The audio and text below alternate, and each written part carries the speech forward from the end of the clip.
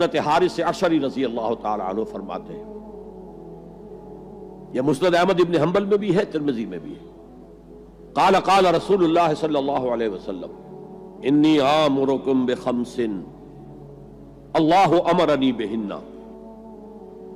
یہ ایک روایت میں اضافی الفاظ ہیں، اللہ امرنی بہن، دوسری میں نہیں ہے۔ انی آمرکم بخمس کے بعد شروع ہو جاتی ہے بالجماعت والسمع والطاعت والہجرت والجہاد فی سبیل اللہ۔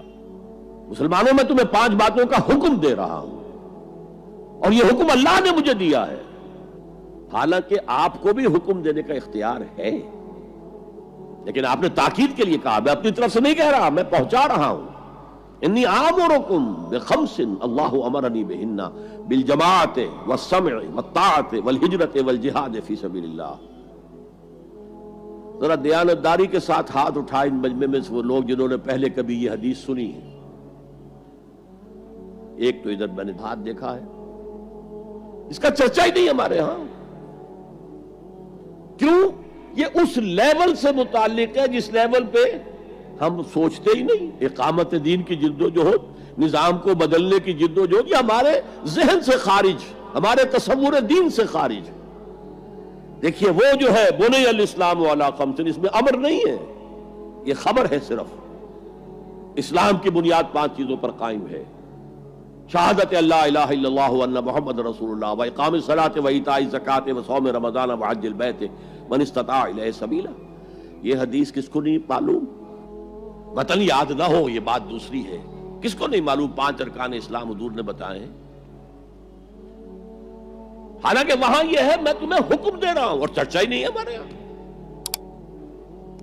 جس گاؤں جانا نہیں اس کا راستہ کیا پوچھنا، جو کام ہم نے کرنا ہی نہیں، اس کے جو لوازم ہیں ان کے تذکرے کی کیا ضرورت ہے؟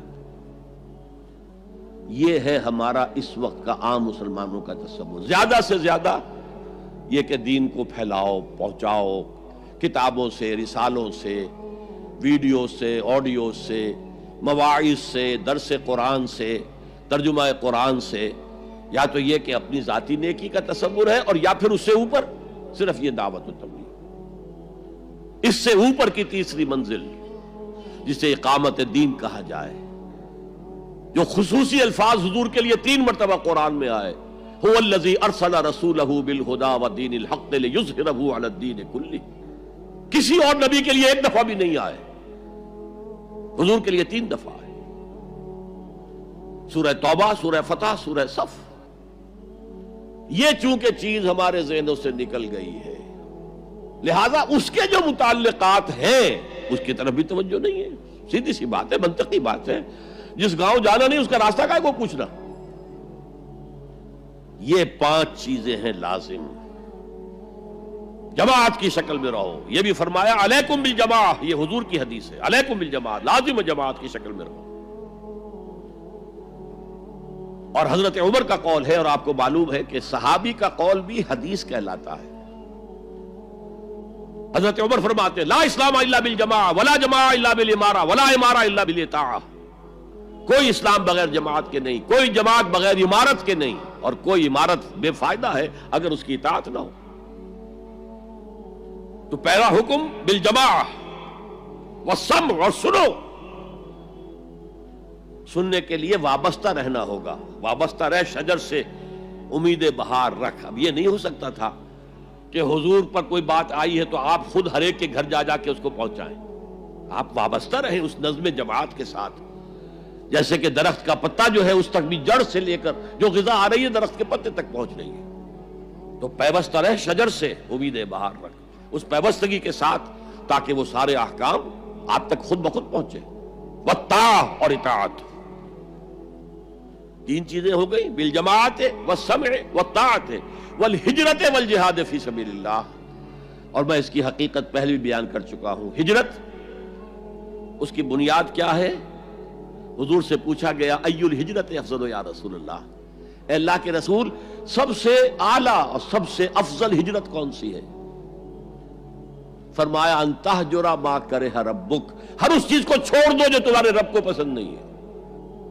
آج اپنے گریبان میں جھانکیے، جو چیز زندگی میں غلط ہے شریعت کی روح سے، طے کیجئے کہ اب نہیں ہوگی، اب ختم کر دوں گا، ہجرت شروع ہو گئی آپ کی۔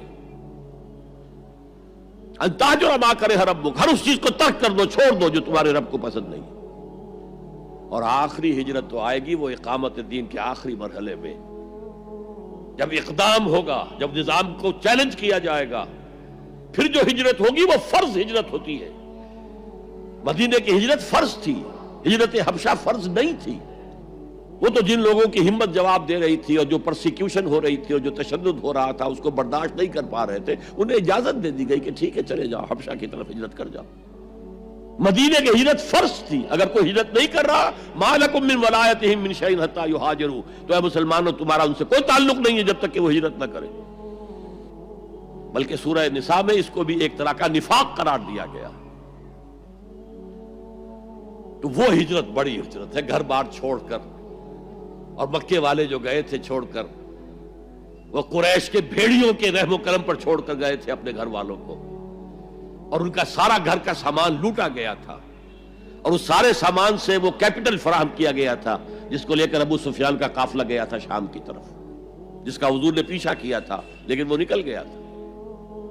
جب وہ واپس آ رہا تھا تب حضور نے پھر اس کو کنفرنٹ کرنے کے لیے مدینے سے باہر نکل کر پروگرام بنایا، لیکن وہ اللہ کو کچھ اور منظور تھا، ادھر سے لشکر آ گیا اور جنگ ہو گئی، جنگ بدر ہو گئی۔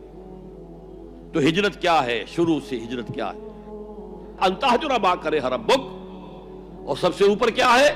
گھر بار، اپنے آباء و اجداد کی وطن، جہاں آپ کے آباء و اجداد دفن ہے، چھوڑو، جاؤ، اور جاؤ وہاں جہاں پوری طاقت مرکوز ہو جائے تاکہ آپ نظام باطل کو چیلنج کرنے کے لیے ساری طاقت ایک جگہ جمع کر سکیں۔ اور جہاد پوچھا گیا ای الجہاد افضل یا رسول اللہ، سب سے افضل جہاد کون سا ہے اللہ کے رسول؟ فرمایا ان تجاہد نفسک فی طاعت اللہ، کہ اپنے نفس کے خلاف جہاد کرو، اسے اللہ کا مطیع بناؤ۔ وہ سرکش ہے، وما ابرئ نفسی ان النفس لامارۃ بالسوء، یہ نفس جو ہے امارۃ بالسوء، برائی کا حکم دینے والا ہے، اس کے خلاف کشاکش کرو اور اس کو دباؤ، اسے اللہ کے سامنے جھکاؤ، یہ جہاد افضل ہے۔ اور بلند ترین جہاد قتال فی سبیل اللہ، ان اللہ یحب الذین یقاتلون فی سبیلہ صفا کانہم بنیان مرصوص۔ یہ ہے وہ حدیث جو ہمارے تصورات سے خارج ہو گئی۔